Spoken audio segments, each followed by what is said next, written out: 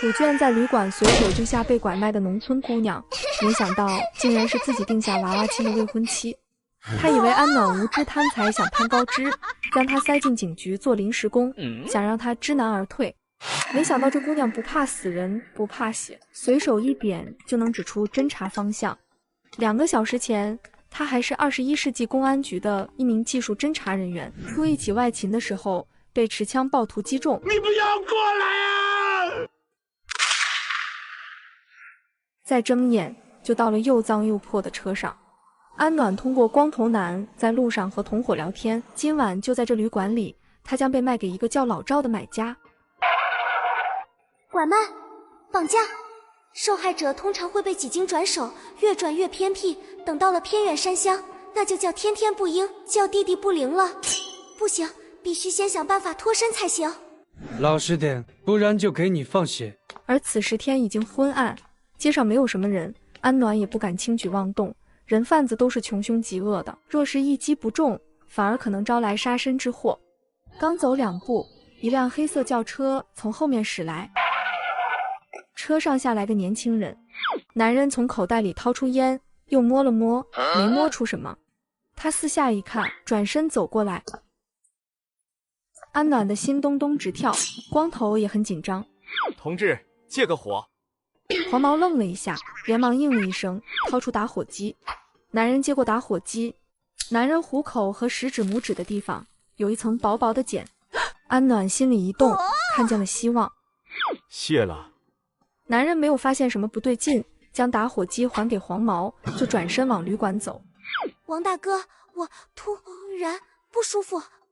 这一瞬，黄毛吓得汗都出来了，胳膊一紧，差一点去捂安暖的嘴。求求你，我真的想喝水。安暖声音不大，说的话也没什么问题。两人渐渐冷静下来。一会儿给你找水喝，别出幺蛾子。我明白，谢你，王大哥。他说话的语调有点奇怪，时快时慢，不过也没什么不正常的。两人紧张了一下，只想着这丫头胆子还不小，其他的也就没多想。3位住旅馆吗？要几个房间？1个房间。老沈昨天来了消息，想要个1斤8两的黄货。果然是一伙的，要不然他们不敢光明正大带着他住店。这旅馆就是人贩子的中转站。行，知道了。对了，刚才上去那个男人知道什么来路吗？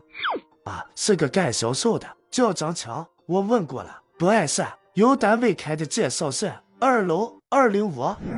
老实待着，你在这看着他，我去买点吃的。好。大哥，你干什么？我上去厕所。你想跑？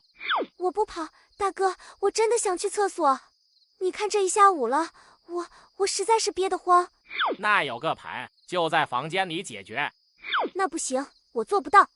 那你弄死我吧，弄死我就卖不了钱了。安暖长得好看，细皮嫩肉的，又是个黄货，比其他的货值钱。本来和买家说好了3000，现在估计能要到3500。要是他真撒泼打滚，弄一身伤，要死不活，又脏又臭，这价格就上不去了。行，我带你去，不过我警告你，你可别乱跑，要是乱跑，可别怪我不客气。安暖老实的点点头。刚才在前台登记的时候，他看了一眼，他们住205，那个男人住在207，就在旁边隔一个房间。一定要想办法找到他。进去吧，我在外面等你。虽然敢绑架，但是不敢进女厕所。流氓罪是大罪，万一碰着谁了，那就扯不清了。安暖进了厕所，关上门，一个人影从上方落下。安暖还没反应过来，就被按在门板上，一只手捂住了嘴。是刚才那个登记叫王强的年轻男人。男人离得极近，看着他的眼睛。安暖立刻冷静下来，他眨了眨眼，点了点头。一直悬着的心终于落下了。是他。他没看走眼，这个男人是能救命的。他听明白了自己的暗示，就是在这里等他的。同志救我，他们是人贩子，我是被绑架的。楚卷扬了扬眉，显然有些意外，心里有千言万语，但现在不是说话的好时候。楚卷走指了指头顶，那是他刚才藏身的地方，天花板上的横梁有点高，安暖自己是肯定上不去的。我拉你上去。安暖赶紧点头。楚卷自己先纵身上去，又拉了安暖一把。横梁就那么宽，一个人平躺着，勉强能遮住身形。两个人没有其他选择，咚咚咚，只有两人心跳的声音混在一起。安暖一动不敢动，时间1分1秒过去，其实也就是1、2分钟的事情。你好了没有？安暖没有出声，顿时感觉不对劲，他冲了进来。卫生间里就那么大，一眼看尽，没看见卫生间里有人，骂了一声，转头跑了出去。他一定以为安暖跳窗跑了，现在要赶紧出去抓人。脚步消失之后，楚卷搂着安暖的腰往侧面一跳，轻松落地，悄然无声。去我房间。楚卷说着，拽着安暖的手腕就往外跑。黄毛下去追人了，一时半会儿不会回来，也不会想到安暖还在旅馆里。进了房间，关上门，安暖这才彻底轻松下来。谢谢你，同志。你认识我？安暖摇头。这身体的主人是皖省东来县的一个普通人，父亲因病过世，让他来京市找人，这是他第一次来京市，而且刚下火车就被骗走了，一个人也不认识。那你为什么向我求救，还会用摩斯密码？是我以前看书上看来的。我知道你是警察，我想……你怎么知道我是警察？他脑门上可没有写捕快2个字，就连老奸巨猾的人贩子也没有怀疑，一个乡下来的小姑娘，凭什么一眼看穿？这女人莫非身份有问题？你不但是警察，而且很有可能是刑警。你借火的时候，我看见了你的手，虎口、拇指和食指有老茧，这是长期练枪留下的。就凭我的手？当然不是。你的衬衣虽然很服帖，但动的时候，在前襟扣子和扣子之间的缝隙里，我看见一点黑色皮带。没有谁的皮带是挂在肩膀上的，我猜那是挂枪的皮套。确实挺厉害。我是京市刑警大队副队长楚卷，你安全了。不过我有另外的安排，你暂时就在我房间里待着。爷爷强硬逼婚，但女孩不惧压力，坚决退婚。这场风波层层升级。楚队长，你要执行任务就不用管我，我躲在你房间就行。要不我想个办法溜出去躲起来，保证不添乱。你知道我要干什么？我猜的。这一瞬间，安暖觉得楚卷的表情有点危险。安暖略往后一些，避开锋芒。猜的？怎么猜的？说来我听听。楚卷突然伸手捏住了安暖的下巴。安暖惊讶地睁大了眼睛，他怎么敢？但是楚卷也没有轻薄的意思，皱眉审视了一下。你看什么？安暖心里七上八下的，毕竟是占了别人的身体，他有点心虚。你这伤是他们打的？安暖点了点头。楚俊嗯一声，放开了手。接着说，你为什么觉得我在执行任务？你再猜猜我在执行什么任务？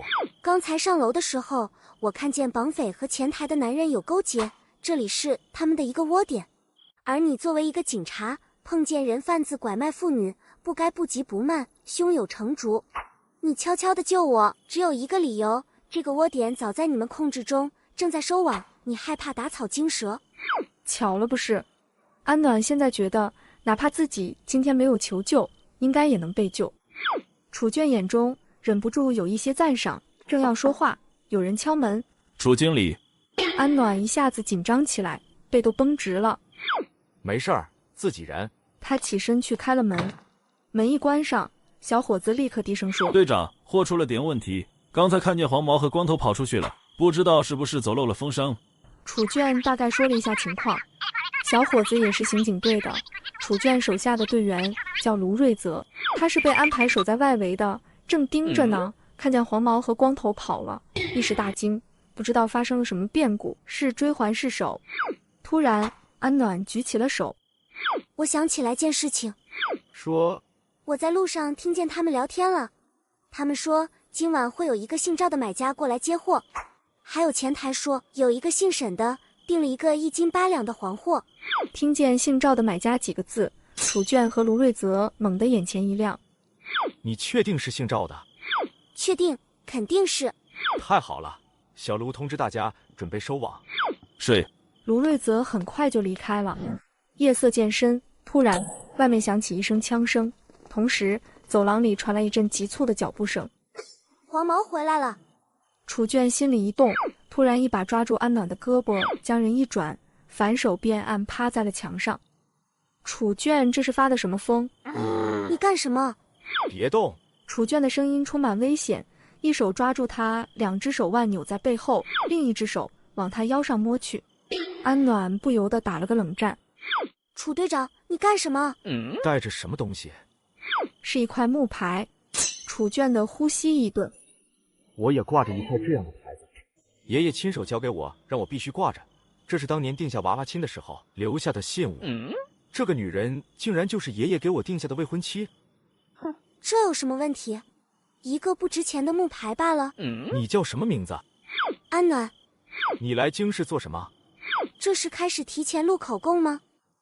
安暖不知道自己在楚卷心里为什么可疑，但看这样子是当嫌疑犯了。我是从东来县来的，找我未婚夫。楚队长，你是不是误会什么了？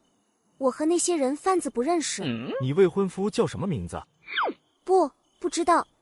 不知道自己的未婚夫，不知道叫什么？家里长辈安排的，没见过，只知道他们家的地址和老爷子的名字，而且人家有钱，是个二世祖，游手好闲，不务正业，也看不上我们家，又要面子不退婚，怕被人说忘恩负义，男人没一个好东西。哼！说起这未婚夫一家，安暖就一肚子火气。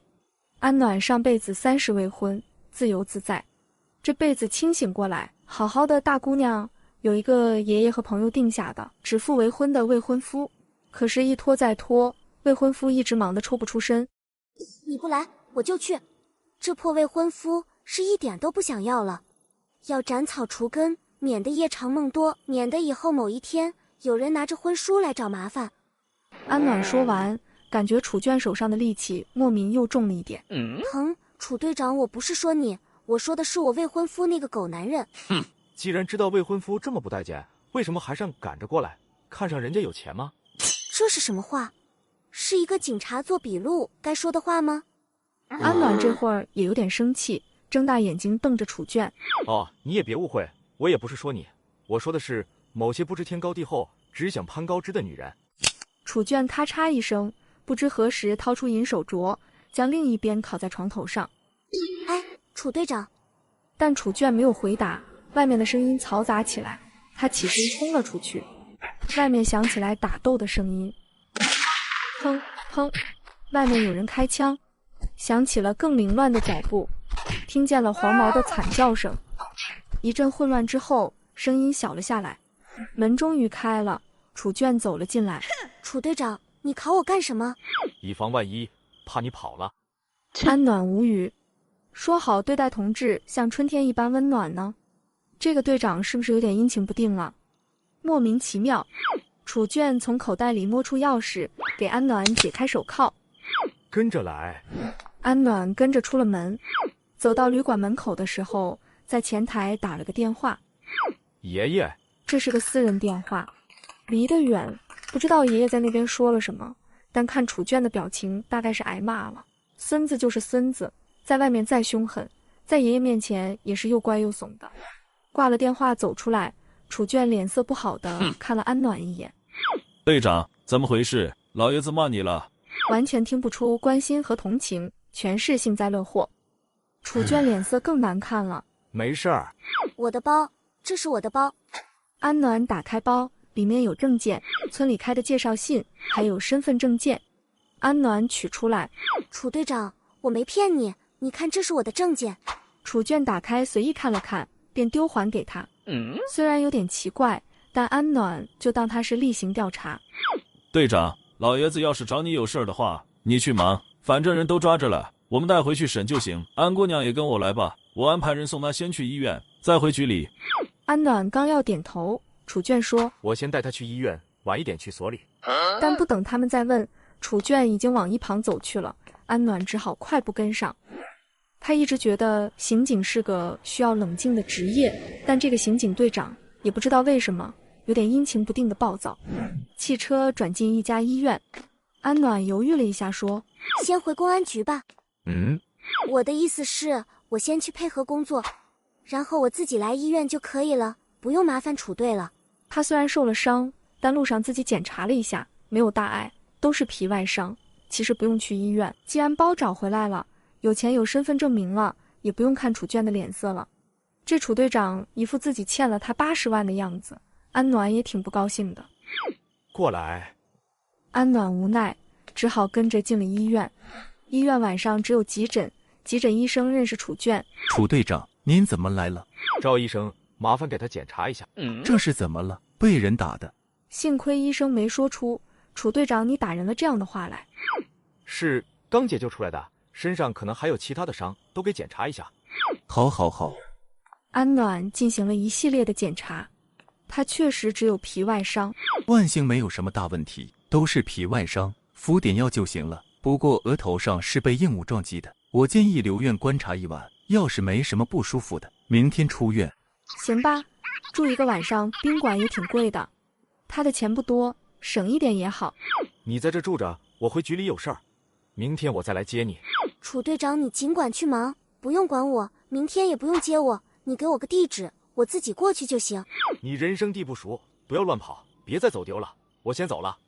抓了这么一堆人，今晚可不是有的忙了。安暖心里有数，楚娟估计今晚要通宵。楚娟走后，赵医生很热情，给他安排了病房。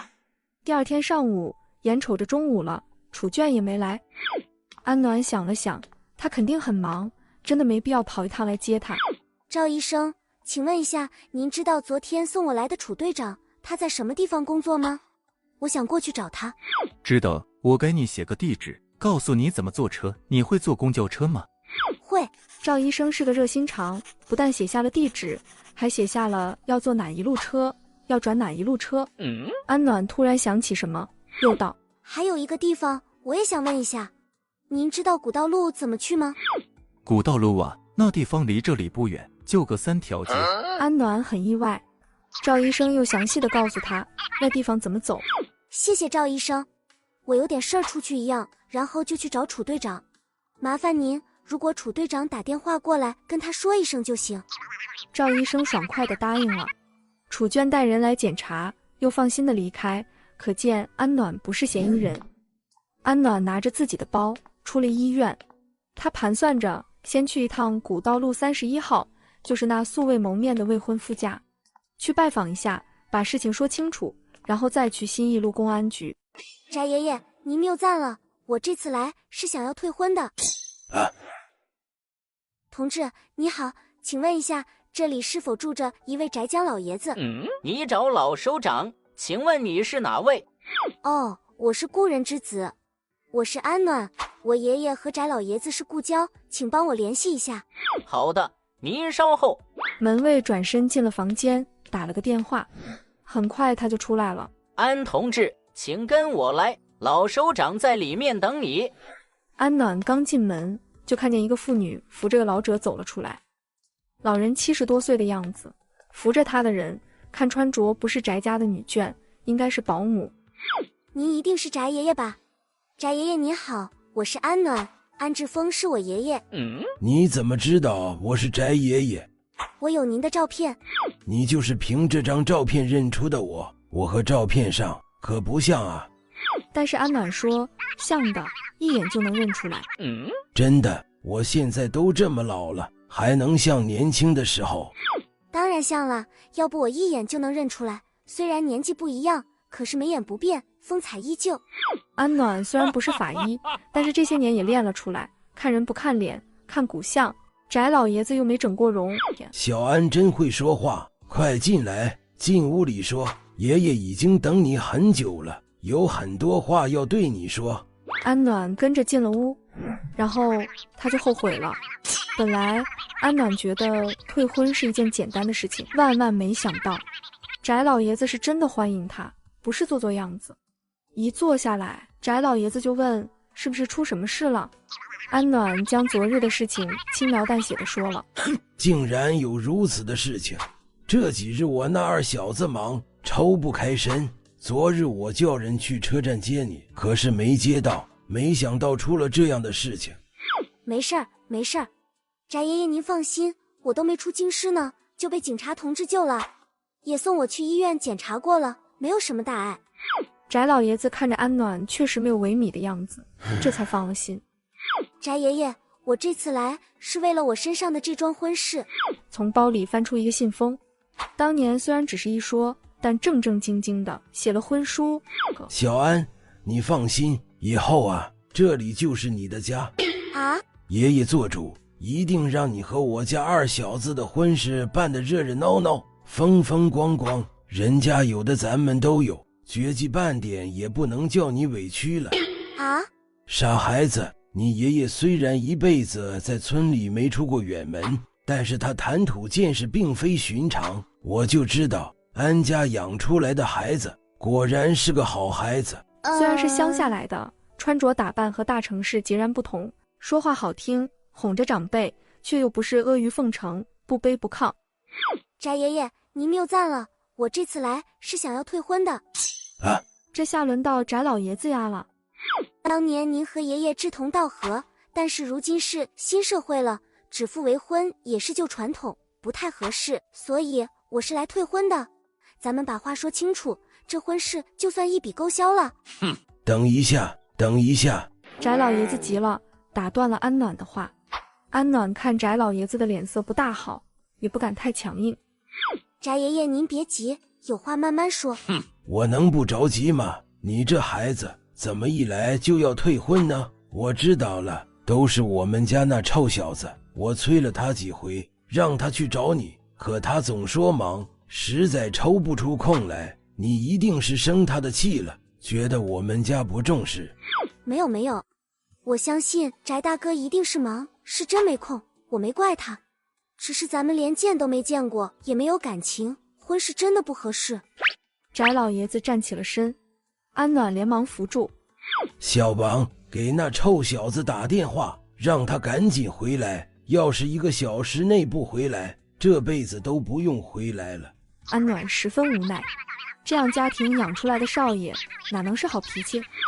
小安啊，你是没见过我们家二小子，这小子皮囊不错，个子也高，人品也很不错的，洁身自好，就是有时候嘴有点毒，口是心非，你只要骂回去就行了。骂不过爷爷我帮你骂，实在不行打几下也行，他皮粗肉厚的打不坏。安暖一时不知道该说什么，不过他莫名的觉得有这样的一个爷爷，自己的这个未婚夫人品应该是不错的。他跟你呀可般配了，这婚是不能退，相信爷爷，你们俩肯定能处好。狄爷爷真的得退，狄大哥那么优秀，一定有很多姑娘喜欢，我真的配不上他。胡说，怎么配不上？爷爷看人可准了。翟老爷子正准备进行第2轮对安暖的夸奖，外面传来一声汽车刹车的声音。这个被翟老爷子夸的天上有地下无的未婚夫到底是个什么样子？自己骂了一路的狗男人，是不是真的狗？没骂错吧？轻快急促的脚步声传来，安暖突然觉得恍惚了一下，好像看见了一个认识的人。爷爷，二小子，快来，你未婚妻来了。安暖呆住了，他是翟老爷子的孙子。你是翟爷爷的孙子？你不是姓楚吗？翟老爷子的孙子姓楚，这是什么道理？对，我是姓楚，楚俊。我和哥哥是双胞胎，一个随父姓，一个随母姓。翟老爷子一看两人这情况，哎，你们俩认识？巧了，翟爷爷，我刚才跟您说，昨天晚上把我从人贩子手里救下来的警察就是楚队长。翟老爷子一听挺高兴。你看看我说什么来着？这就是缘分啊！二小子，给你介绍一下，这就是安爷爷的孙女，也是你的未婚妻。重新认识一下，我是楚俊，安小姐，你好。安暖顿时想起昨天晚上的事情，在旅馆的房间里简单的搜了一下身，从我脖子上拽出鸳鸯木牌挂坠后，他就奇奇怪怪起来。如今想来，楚俊那时候就已经知道了，但是他什么都没说，还有点阴阳怪气的问我，千里迢迢来京市，是不是未婚夫有钱，想要攀高枝？原来是这个意思。楚队长你好，原来你就是我的未婚夫，难怪昨天你搜我身的时候，看见我的鸳鸯木牌，会问我千里迢迢来找未婚夫，是不是图他有钱？房间的气氛一瞬间沉静下来，楚俊整个人都僵硬了，只恨不得扑上去捂住他的嘴。他万万没想到安暖竟然是个这么睚眦必报的人，还这么会概括。你昨天就认出了小安，你是这么跟人家说话的？老爷子半辈子战场杀伐，年纪大了以后虽然脾气好了点，但该揍人的时候还是会揍人的。你还敢瞪小安？他不是污蔑你吧？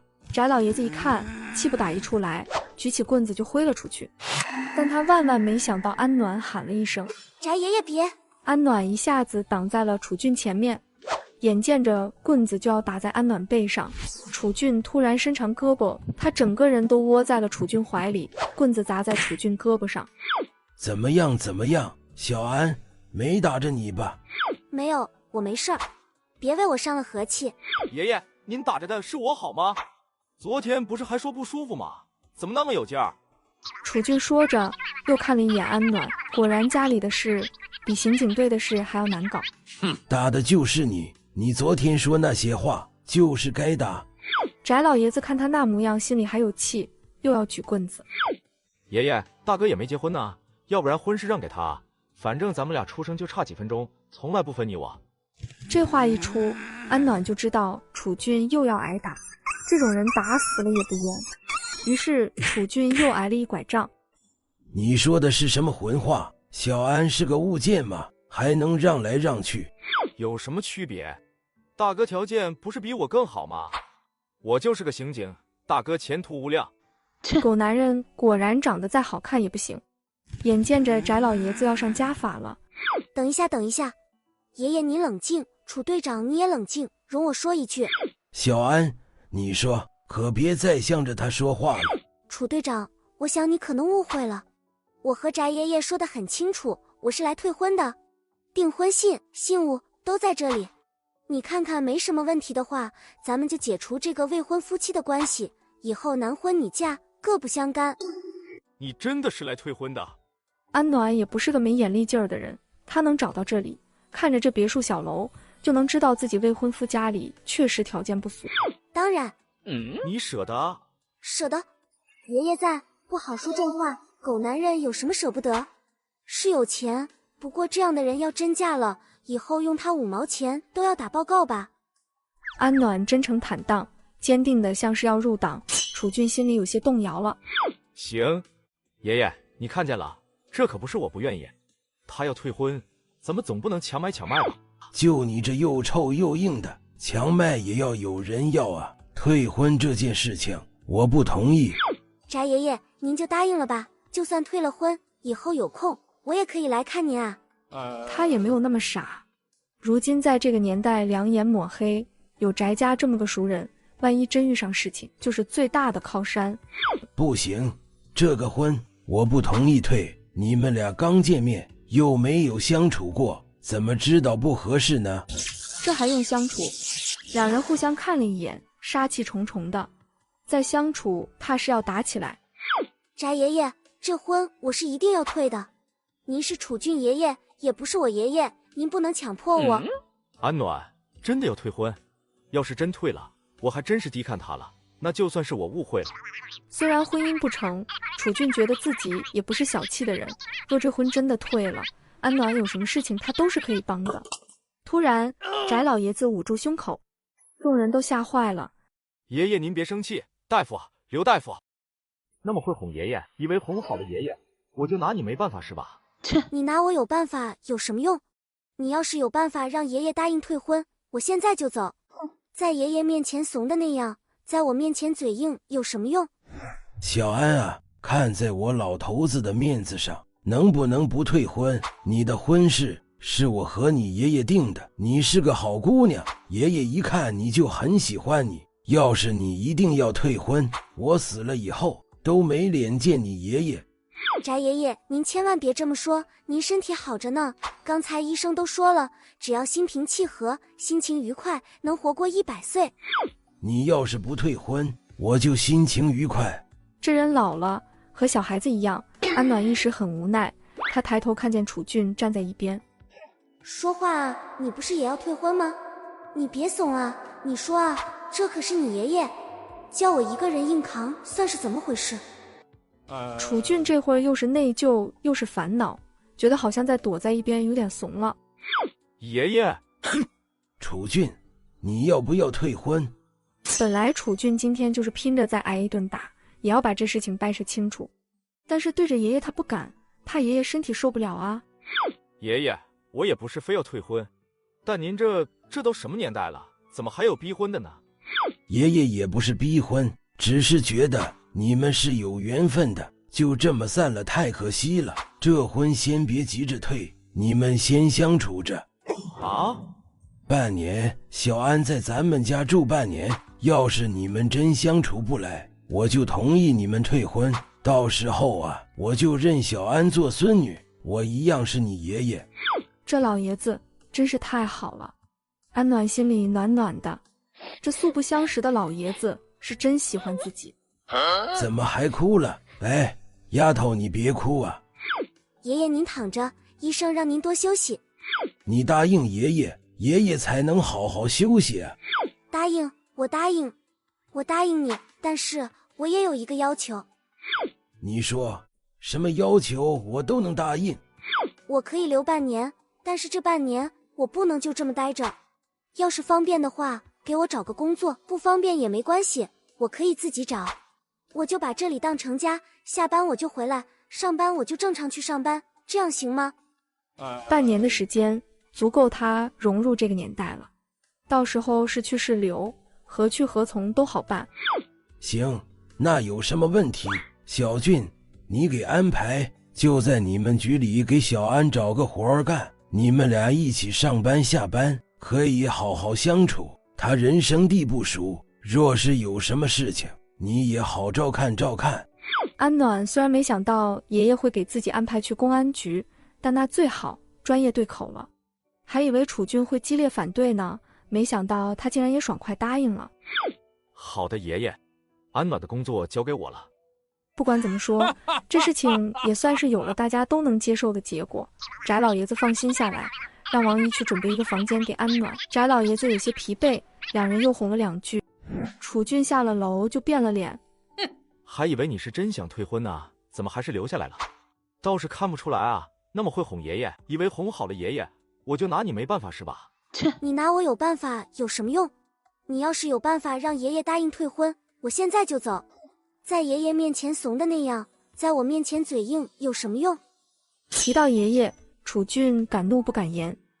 小安，爷爷这么喜欢你，咱们婚约就是不作数，我也会把你当妹妹看。不过你这个妹妹可不能对我有非分之想啊。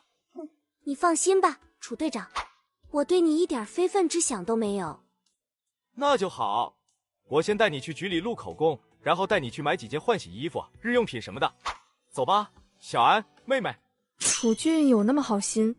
安暖瞬间起了一身鸡皮疙瘩，他把不怀好意4个字简直就写在脑门上了。这里和你家那边可能有些不同，你要是有什么不懂的就问我，问问王阿姨也行。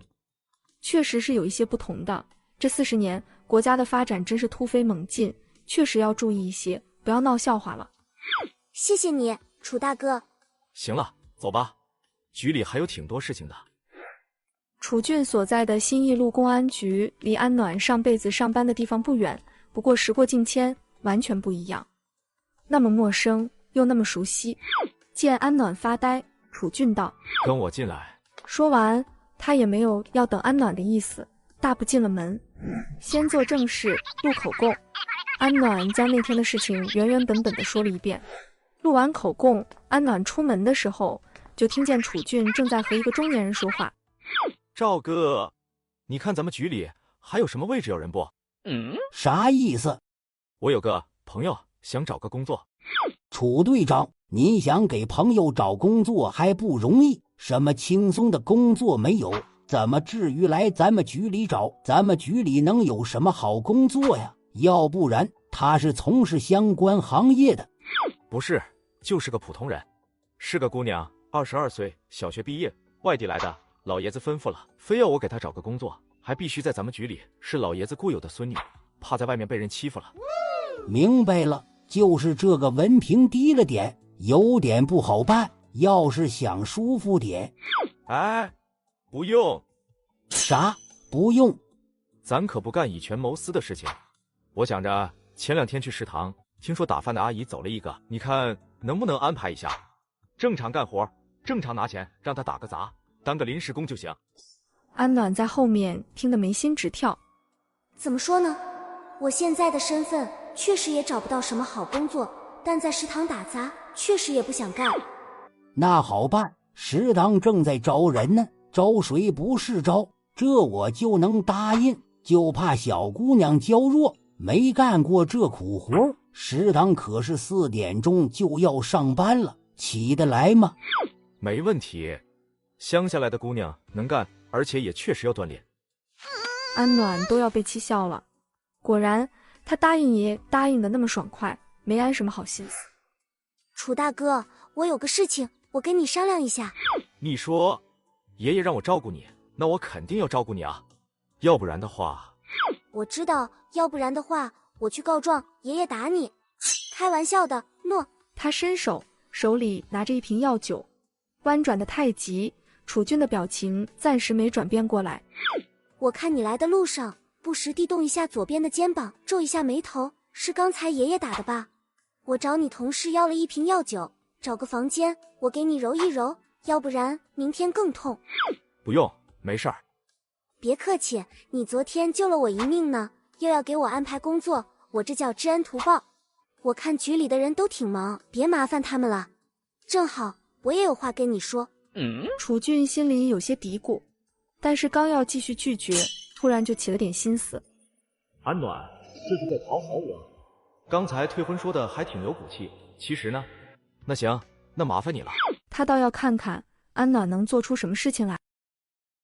你把你刚才的话再说一遍，你要把我绑进洞房？你一个农村来的小丫头，挺敢说的啊！楚俊带着安暖去了自己的办公室。这是我办公室。他还真不怕有点什么不好的舆论，看样子很有信心。把上衣脱了。楚俊也不矫情。来吧。可能有点痛，忍着点啊。你刚才有什么事情要跟我说？我想说，我能不能暂时不工作？不上班让我养你吗？也不是不可以，不过我最多养你半年。你误会了，是这样的，我刚才听见你和人聊天，想让我去食堂帮忙。我想着，虽然是个去处，但学不到什么东西。你想上学？我要是没记错，你只有小学，不知道毕业没毕业吧？你想上什么学？对，是有这么回事，5年级肄业。但那不是少年不知上学好，书到用时方恨少吗？我现在知道错了，想要弥补。你还知道书到用时方恨少？这不重要，你先听我说完，不要打岔。我是不喜欢学校的学习，但我很喜欢学习，而且因为我父亲是警察，我对刑侦这一块也很感兴趣。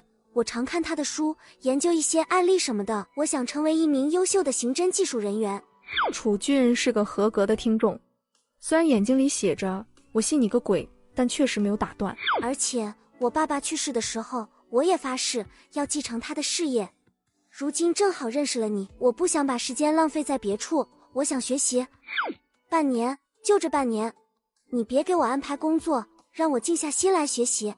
如果半年内我能达到标准，你帮我介绍相关的工作，没有编制没关系，临时工也可以。那时候我们解除婚约，做同事。你想的可真美。安暖呆住了，剧情发展不对啊！难道楚俊这时候不应该为他热爱学习的精神感动吗？我还真看走眼了，没想到你是这么一个又懒、心机又重的女人，不想干活，想让我养着。其实很简单，你安分守己的待半年，半年之后离开京市，我会给你一笔钱，不会亏待你的。不是，我刚才说的不明白吗？这半年我也不用你养，我身上有钱。你那点钱够吗？再说了，你在我们家吃住，你觉得会让你交住宿伙食费？安暖觉得有点不对劲，他刚才明明想得好好的，要认真跟楚俊商量一下半年规划，而不是吵架啊。爷爷吩咐给你在局里找个工作，现在有2个工作适合你，一个是去食堂帮工，另一个我刚才也问了一下，局里还缺个清洁工，你可以2选1，或者我去跟爷爷说你做不了。楚俊就是完成任务，这2个工作虽然辛苦，但是从实事求是的立场上出发的，是适合安暖的。行，我干，就清洁工，但是我有一个条件，我知道你们局里有图书馆，里面有很多专业书籍，我想要1张借书证，这个不过分吧？然后我还得学英语，我没钱买录音机，能不能借我一个？楚俊用一种看傻子的表情看着安暖。这又是什么欲擒故纵的招数吗？这女人挺好，有意思。楚俊甩了甩胳膊，果然好了不少。他将衣服整理一下。我一会儿带你去见后勤赵主任，让他给你安排。不过话说在前头，我上班的时间不稳定，不是每一次都正好能顺路带你。要是我没空，你就得……我明白，我可以自己坐公交车。楚队长，你看，我想学习不是坏事啊，只有让我自力更生了，我才不会纠缠你，对不对？我要是真的过得太苦了，说不定哪天就想开了呢。想开做什么？想开了就做楚太太啊！爷爷这么喜欢我，我要是在家1哭2闹3上吊，你猜爷爷能不能把你绑进洞房？你说什么？你一个姑娘家说这话不嫌害臊吗？安暖一点准备都没有，被按着后退了一步，一屁股坐在靠椅上。这狗男人力气可真大。你把你刚才的话再说一遍，你要把我绑进洞房？你一个农村来的小丫头，挺敢说的啊！怎么了呢？要是我想把所有人都绑进洞房，那是我思想不纯洁。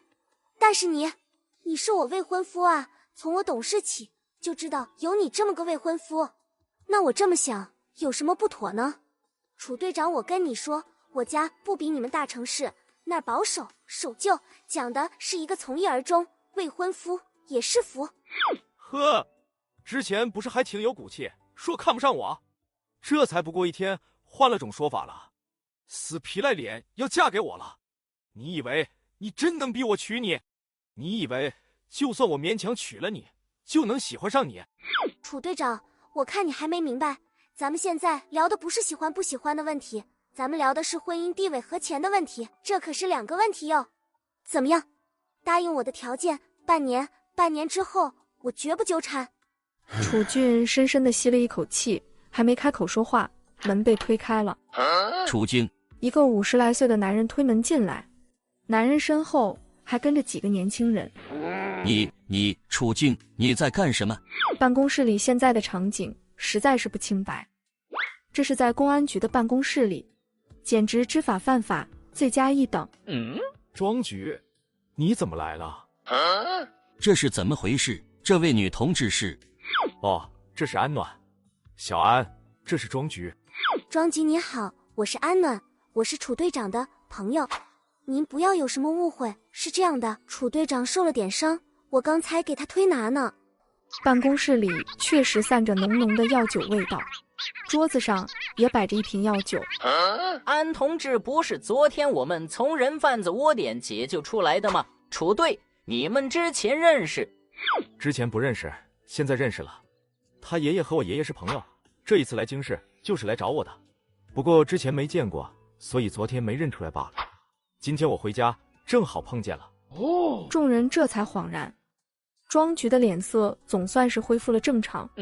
楚俊啊，你这是怎么受伤了？昨天也没听你说啊。没事没事，不是昨天受伤的。老爷子打的。安暖用同情的眼神看着楚俊，连同事都能猜出来，可见他不是第一回挨打。庄局，你有什么事吗？正好路过，关于这件案子要跟你说几句。正好，我也有件事情想跟您说。安暖特别有眼力劲儿。你们谈公事，那我先出去。行，你先在外面等我，我们一会儿再说。楚队长，你说你办案子还有证据才抓人呢，你对我能不能客观公正一点？切，就算觉得我是装的，也要等我装不下去了再揭穿我吧。安同志，你好，我记得你姓卢，卢同志。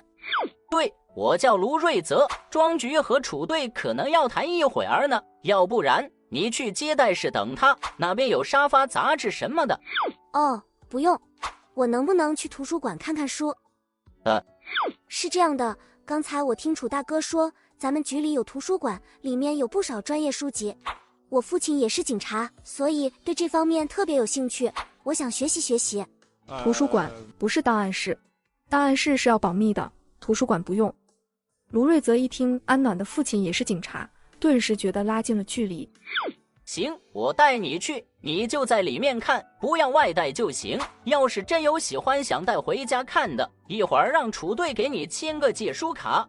安暖很高兴。图书馆里现在没有读者，只有一个管理员，40来岁。这是周叔，老刑警了。卢瑞泽给两人互相介绍完，安顿了安暖就走了。安暖进了图书馆，从书架上抱了几本书下来，在椅子上坐下看了起来。到了晚上，楚俊就这么不情不愿地找到了图书室。安暖看得很入神，连楚俊走进来都没有察觉。看得明白吗？楚队长，你走路怎么没声音？我声音挺大啊，是你看得太投入。怎么样，看得明白吗？还行。装着爱学习挺累的吧？楚队长，你说你办案子还有证据才抓人呢，你对我能不能客观公正一点？就算觉得我是装的，也要等我装不下去了再揭穿我吧。说完，安暖收拾收拾，拿着一本书就要走。我刚才跟周叔说了，他说可以让我借一本书回去看。你有借书证？周叔可是个很守规矩的人，你要是没借书证，不可能让你把书拿走。还是说你要用我的？楚俊倒不至于这么小气，但要用自己的东西，是不是该提前招呼一声？我有啊。这是谁的？周叔借给我的。楚俊一时说不出话来。周叔说他最欣赏热爱学习的年轻人了，而且他和我聊了一会儿，觉得我有些刑侦方面的见解十分独特精确，是个好苗子。你是不是忙完了？走吧。楚俊愣了一下，跟上，莫名有一种其实安暖已经在这里上了10年班的错觉。带你去食堂吃个饭，然后去买东西。吃了饭，安暖想了想，咱们直接回去吧，不用去买东西了。其实我没什么要买的，当然如果方便的话，我想去买点书。日用品楚家一应俱全，衣服自己带了替换的，这都不重要，书最重要。你还真是演戏演得挺上瘾啊！第一次有女孩子跟我说不要买衣服，要买书。要不你干脆跟爷爷说，你别来上班了，在家准备考大学吧。我们楚家也不是养不起一个大学生。面对楚俊的冷嘲热讽，安暖一点都不生气。他拍了拍手里的书，走吧，楚队，我要是你，我就挺高兴。怎么？我对书有兴趣，总比我对你有兴趣好，是不是？安暖这句话声音特别小，小到楚俊竖着耳朵才听清，简直像是一种调戏。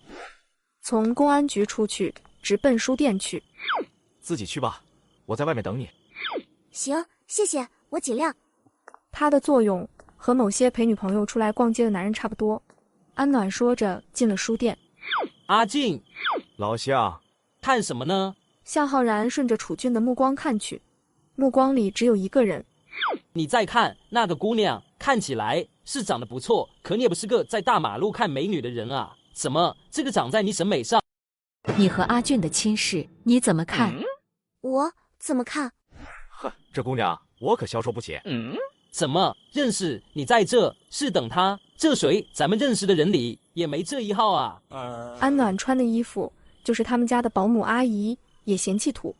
楚俊冷笑了一声，该不会是你那个从乡下来的未婚妻？他熟悉的邻居、朋友、兄弟，谁不知道他有个乡下的未婚妻呢？一看楚俊表情，向浩然就知道自己猜对了。他真的找来了，那老爷子怎么说？老爷子能怎么说？要是按老爷子的意思，明天就该请你们喝喜酒了。向浩然一时间心情非常复杂，他既想哈哈哈幸灾乐祸一番，又考虑到自己打不过楚俊。我看嫂子，我看这姑娘长得挺好看的，反正幼龄估计是不打算回来了，要不你就跟她处处。关宋幼龄什么事儿？你不是喜欢人家咱们的小公主音乐女神？她要是没出国，估计跟你早成了吧？胡说八道！我一直把她当妹妹。行吧，妹妹就妹妹吧。不过不跟你开玩笑了，这事情你打算怎么办？这姑娘好打发吗？不好打发，你能想得到吗？她今天跟我出来，不要买衣服，不要买化妆品，要买书。她要想留在我们局里。真的，这是要放长线钓大鱼啊！看着段位挺高啊。向浩然真心实意地为兄弟发起了愁。行了，下次细说。我要去付钱了，要是不主动点，回去要挨打。安暖买了不少书，有些挺贵，一起67块钱。谢谢你，这个给你。安暖说着，塞给他一张纸条。什么？楚俊低头一看，是一张借条。这什么意思啊？就是借条啊，字面上的意思。我现在确实没有钱买书，但我必须买。这些钱不能让你出，算我借你的。你觉得我差这点钱？你当然不差，但一码归一码，咱们又不是很熟悉的关系，何况亲兄弟还要明算账呢。你放心，这事情我不会告诉爷爷的。而且后面我在你们家的每一笔开支，我都会给你打借条。安暖，你的手段倒是和别人不同。你觉得我会相信你？你看，说假话你不高兴，说真话你不相信。男人心海底针啊，真难伺候。丢下目瞪口呆的楚俊，车缓缓启动，两人各怀心思的回了家。安暖回到翟家的时候，有人坐在沙发上。妈，还没休息呢。爷爷说小安来了，我想着无论如何要见一面，哪里能那么早睡？妈，这就是安暖。安暖，这是我妈妈。阿姨好。这半年吃住都靠人，无论是否喜欢，都要感恩。楚母打量了安暖一下，面上的表情倒没有太大变化。你好，你好。晚上吃饭的时候，爷爷一直在夸你，果然是个斯文漂亮的姑娘。阿俊，这些都是小安买的书吗？对。那你把书给她送房间里去吧，这么重，别让女孩子拿。妈妈想跟她说说话。这是在赶人了，不让楚俊听。楚俊拿着书就走了。他当然了解自己的母亲，知道他会说什么，但他可没有给安暖解围的打算。来，小安过来坐。他先问了问安暖自身的情况，又问了问家里的情况，恰到好处地表达了自己的关心。10分钟后，切入正题。小安啊，我有些话想跟你说，又怕你会误会。我不误会。阿姨，你有什么话尽管说。那我就直说了，你和阿俊的亲事，你怎么看？我怎么看？是呀，实不相瞒，我虽然是做母亲的，也不能偏袒自己的儿子。阿俊这孩子不是个好的结婚对象。安暖真想拍一下楚母的肩膀，说：“姐妹，你说的对。”阿姨，您怎么这么说呢？他不懂女孩子的心事啊，像个石头一样，又臭又硬的，除了一副好皮囊，啥也没有。那结婚过日子是要过一辈子的，现在看脸还能凑合，过几年脸没了可怎么办？那日子可怎么过？你难道要被他欺负一辈子吗？安暖怎么也没想到楚母会这么形容自己的儿子，而且说的那么透彻，真不像是瞎说的，针针见血。阿姨，您放心，我没打算跟楚俊结婚。怎么说？不合适，确实不合适。是这样的，今天我来本来就是想退婚的，但是爷爷不同意。爷爷身体不好，下午生气都叫了医生，我和楚俊也就不敢再说什么了。但是我和爷爷已经说好了，我在您这里住半年，半年之后就搬走。啊，是这样啊。楚母的神情缓和下来，她突然有点不好意思起来。你可别误会啊，阿姨不是不喜欢你，不想你们结婚。没误会，没误会，我懂，我真的懂。那就好，那阿姨就放心了，你安心在家里住着，不用客气。等过段时间，阿姨给你介绍对象，保证都比楚俊好。今天晚了，早点休息吧，我也累了，休息了。安暖只好眼睁睁地看着楚母回房了，因为怕自己缠上他儿子，主动要给自己介绍对象，这是什么奇怪的心理啊？怎么了，楚队长，你抱我干什么？别动，带你去看医生，不要乱动，万一骨头出了问题，动了会问题更大。第二天吃完早饭，翟老爷就催促楚俊陪安暖去医院换药。他们到医院，楚俊依然带着安暖去找之前那位医生。正默默往前走呢，一个人从后面匆匆走来，肩膀撞了安暖的肩膀一下。安暖没防备，被撞得身体一歪，差一点扭着，低声惊呼了一声：“谢谢。”哎，你站住！撞了人就想跑啊？那可不行。他也不想干嘛，至少要让他别走那么快了。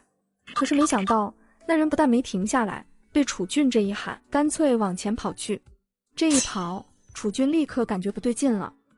站住！楚俊没有犹豫的就追了上去。安暖还没来得及跟到面前，就听见一声惊叫：“你干什么？有人要杀人！快放开李医生！”安暖脸色一变，糟了，有人在医院闹事，正是刚才那个撞了他的男人，人质是一名孕妇。你别冲动，冷静点。你有什么要求提出来，咱们好好商量，伤着人就不好了。你是什么人？我是李医生的病人，正要找他复诊。真的？真的啊。诺，我陪我朋友来复诊的，他受伤了。这位同志，你是有什么困难吗？你要是有什么困难，尽管说。你先放开我们李医生，你看她怀着身孕，这样会出事的。闭嘴！楚俊一直在找机会动手，他有信心在这样的距离里可以一枪击毙。但是男人很警觉，刀锋一直紧紧贴着人质的脖子。你们医院就是黑心的医院，你们把我爸爸治死了，还收了那么多钱，我要你们偿命赔钱。赔钱？好，赔多少都赔。你放开李医生，你要多少都行。这会儿人命关天，什么都先答应着，把人质救下来再说。你父亲出了事，难过激动，我们都能理解，也愿意帮你伸冤。但你抓的这位医生，他是无辜的，他还有了身孕，要是受了惊吓，一尸两命，你可是要偿命的。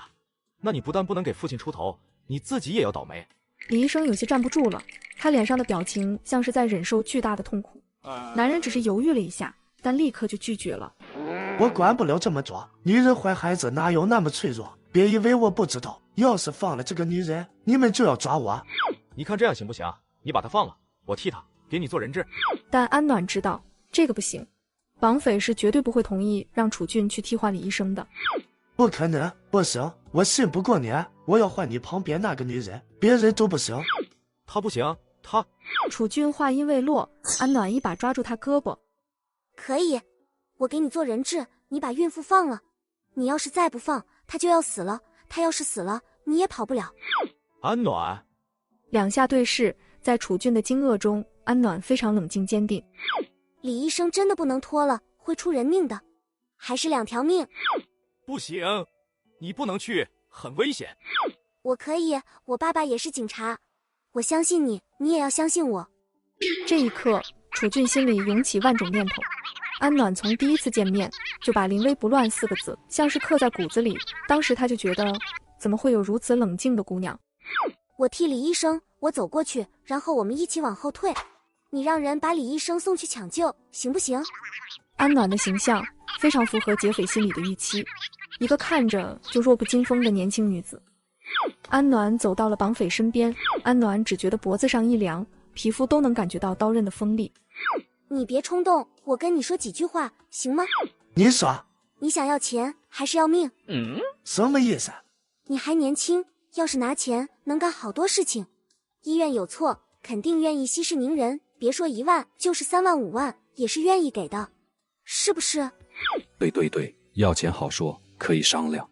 男人皱起眉，他有一点心动。可你要命呢，那又是另一回事了。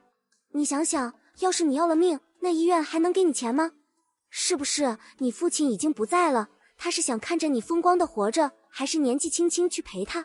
安暖见过许多绑匪，这男人属于业余中的业余，在绑匪里属于最好对付的那种。你仔细想想，我说的有没有道理？我是昨天才从乡下来的，我下了火车就惊呆了，大城市可真繁华啊！我当时就想，要是在这地方有钱，那日子过得该多潇洒。楚俊站在2米之外，暂时不敢往上扑，但一直在观察周围的环境。大哥，你们这儿赚钱困难吗？什么意思？没啥，就是我不想回乡下了，想留在这儿。我觉得大哥能为了父亲冒险，肯定是个重情义的人。大哥，你肯定认识不少人吧？能给我介绍个工作吗？一个漂亮的、没有威胁的小姑娘给你戴高帽子，谁不迷糊？楚俊的视线从安暖身后的走廊上收回，低声对院长说了2个字：同志，为了表示我们的诚意，我先给你拿点钱，然后咱们再商量。你看行不行？行，你们别耍什么花样，要是敢耍什么花样，我就弄死他。不会不会，我去盯着他，你千万别动我妹妹，她胆子小，身体差，受到惊吓会发病的。安暖一直在和绑匪慢慢的聊一些无关紧要的、让人心情放松的话题。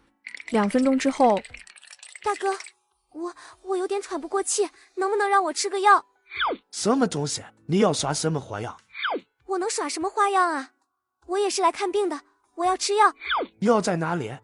裤子口袋，让我拿一下。我来。好，右边口袋。绑匪缓缓垂下一只手，去摸安暖裤子侧面的口袋。突然，绑匪后方一道阴影落下，在这个空隙里，一直等待寻找机会的楚俊立刻出手了。放开娃，放开娃！绑匪挣扎着，楚俊熟练地从腰上摸出手铐，将他2只手铐在背后。你怎么样？伤着哪儿了？没事儿。下一刻，脚下一空，楚俊已经将人打横抱了起来。怎么了？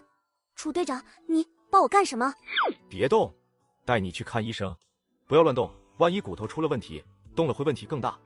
没事儿，你放我下来，我没事儿。但楚俊没有要放他下来的意思，安暖也不敢挣扎。楚俊对这家医院很熟悉，直接便往外科诊室走，一直进了房间才将人放下。赵医生，麻烦给他看一下，磕着了膝盖，你给看看骨头会不会有伤着了。好，安同志，你放心，咱们院的骨科在整个京市都是有名的。安暖膝盖上被人一按，痛得喊了出来。忍一下，赵医生，你轻一点。赵医生虽然答应得很爽快，但手上的力气一点没小。检查完了，安暖已经眼泪汪汪了。幸好骨头没有什么问题。楚队长，我说了没事儿，这下放。楚队长，你受伤了。楚俊胳膊上有一片血迹，一定是刚才弄伤的。不碍事，只是一点擦伤。死者鞋底没有苔藓，在他们滑下去的地方也没有明显的青苔，这是被人清理了。我知道了。2人从医院出来，我先送你回家，这几天你别出门了，在家好好休息。赵医生说了，虽然没有伤到骨头，但也要好好休息。不，我要去局里。你这样能去扫地？这叫什么事儿啊？这会儿楚俊还惦记着扫地呢，就不能不扫地吗？我去看书，等腿好了再扫地，行吗？主要是昨晚看的书有一些内容有些疑问，想要和这周书请教一下。楚俊笑了一下，虽然这姑娘有不好的一面，但是勇敢的时候确实很特别。刚到警局，一个清亮的声音从后面传来：早上好。安暖回头一看，是个高挑美女。给你介绍一下，这是董子英，董法医，这是安暖，我朋友。法医是安暖都佩服的职业，女法医别说在这个年代，就是她那个年代也不多见，更是厉害的角色。董法医你好，很高兴认识你。董子英有些意外，一个女人要说是个医生，大家都会觉得不错，但听说她是个法医，总之未必都是好词。但安暖眼里的高兴一点不假。你好，楚队长，小安，你们吃了吗？我带了早饭、麻辣豆腐包，楚队长你最爱吃的。谢谢，我吃过了。那我先上去了。楚队长，昨天你要的那份报告，今天上午就能好，出来了我给你送过去。好。董子英朝安暖挥了挥手，大步走了。英英，怎么了？在楼梯口发什么呆呢？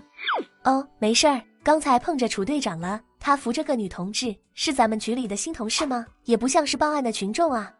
哦，你说安暖啊？你认识他？认识呀，是楚队的朋友，听说是老爷子固有的孙女，从外地来京市的，在咱们局里安排了个工作。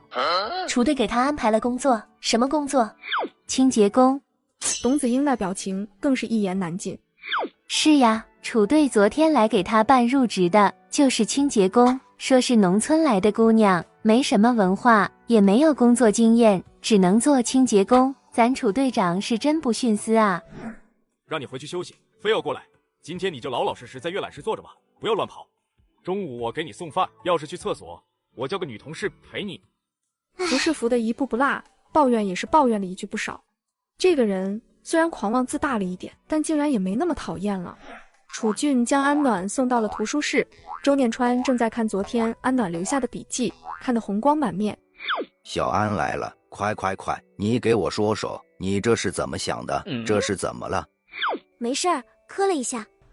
周念川了解了一下情况，然后对楚俊说：放心吧，小安交给我，我来照顾他。晚上我也不着急，你什么时候下班，什么时候来领人。楚俊谢过周念川，有点欣慰，又有点郁闷地走了。楚俊这会儿的心态就十分有意思了，既怕兄弟会吃苦，又怕兄弟开路虎。这一天，安暖都在图书室。开始的时候，周念川还拿一些基础的东西教他，教了一会儿，觉得不对劲。小安啊，你跟我说句实话，你真的只上过小学？真的呀。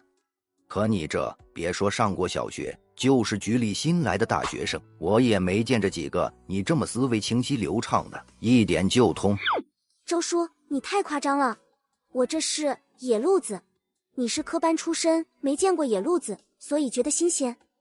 周念川也是个通透的人，虽然不太相信，既然安暖不愿意提，也没有追着问。对了，你说你是野路子，我倒是想起来一个事情，你等着。周念川从里面拿出个文件袋，文件袋打开，里面有详细记录，有照片。周叔，这个我不太方便看吧？案件卷宗就算是已经结案了，也要特定的人在符合规定的情况下才可以查阅。没事儿，看吧，不是咱们局里的案子，不牵扯什么。这是我一个朋友以前经手的一个案子，虽然最后定案是个意外，可他始终觉得有些疑惑。不过我看来看去也没看出什么。看得出来，确实都不是原件，不过照片的清晰度很高。安暖一边看，周念川一边讲解。两个人去爬山，从山上摔了下去，一死一伤。那山也不是什么名胜大山，只是在当地小有名气的一个景点。去山里玩，出事的情况不是没有，路过的人听见了他们的求救，就把人救了上来。那时候两人都还活着，不过一个昏迷不醒，一个受伤严重。受伤严重的那个没等得及出山就死了，另一个抢救回来之后也迷迷糊糊的，但是他说那个地方他们去好几回了，不可能那么大意。他说有人要杀他，自己失足落崖和被人谋杀，这就是两回事了。当地警方立刻就重视了起来，开始查。这案子最终是以意外结案的，但是我朋友始终认为不是个意外，只是也查不出什么疑点。就这事情，他始终耿耿于怀的，一直不太痛快。记录和周念川说的一样。你看看了，有没有什么想法？安暖一边看一边问，受害者的社会关系都排查过，没有结仇。周叔，你看这里，这不像是树叶。这张照片他看了无数次了，上面的每一处，闭上眼睛都能想出是什么样子。这应该是被碾碎的杂草。不是，这是苔藓。我们家后面有一条小河，河边有很多苔藓，被碾碎后就是这个样子。照片上的山朝阳、干燥，从环境看不是苔藓爱生长的地方，这里出现苔藓很奇怪。你的意思是有人在石头上放了苔藓，造成了湿滑，才导致游人摔下山崖？我也只是看了这个照片，不是现场环境，不敢说一定是这样，但是我觉得是有这个可能的。对了，他们检查了受害者的鞋底吗？如果踩着了青苔摔倒，一定会在鞋底留下痕迹的。检查了，当时没有发现可疑。虽然办案的不是什么神探，也都是老刑警，不会有这样的疏漏。那我知道了，死者鞋底没有苔藓，在他们滑下去的地方也没有明显的青苔，这是被人清理了。我知道了，凶手要么就是受害者本身，要么是第一批救援的村民，只有他们有机会消除证据。我去打电话，我那老朋友他终于能睡着好觉了。过了10几分钟，周念川这才回来。在不露馅的情况下，安暖一点都不藏私，尽量跟他说更多的推断和细节。40年的时间，刑侦技术突飞猛进，安暖这个野路子让周念川大开眼界。